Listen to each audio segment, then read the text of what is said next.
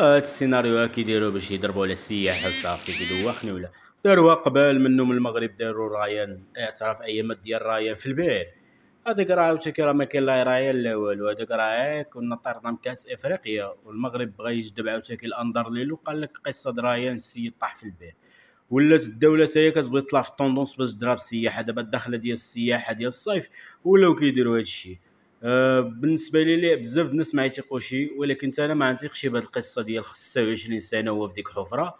راه جينا واقعيين وخدموا عقلنا، راه 26 عام في ديك الحفره وجايبين اللي محدد الشنبه ومحدد الشنبه محسن وبالعاني داروا هاد الخرسي قديم، راه زعما من ديك الوقت من دابا ما حسن. عرفتي هاد اللعيبه هادي الدوله ولات بيدها كتبغي تطلع في الطوندونس. دابا هي الصحافه العالميه تهضر على الجزائر، وهنا كتصوب الانظار الى الجزائر بالضبط كسياحه.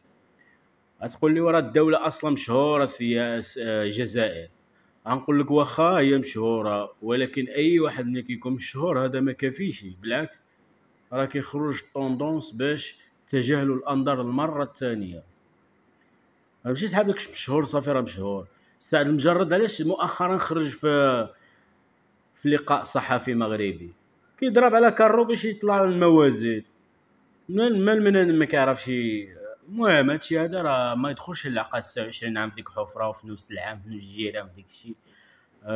لا يكون ذكي راه هو غادي يقول له بصح بلي انه راه ما يمكنش يا صاحبي ب 26 عام في ديك الحفره. واللي ما يكونش ذكي هو غادي يبقى غير كيتسائل ما بين هاد القصه، ويلي 26 ماشي. هادشي اللي كاينه. بالنسبه لي كل واحد عنده الراي ديالو، كل واحد يبقى يفسرها بطريقته، لكن انا بالنسبه لي عمري ما. الدراري يلا عملوا لي شي لايك اشتراك اي حاجه، ما تنساونيش اخوتي، راه انا باغي نكمل دابا 200 مشترك ولا 150 مشترك. يلا الدراري تعاونوا معايا بزاف، يلا.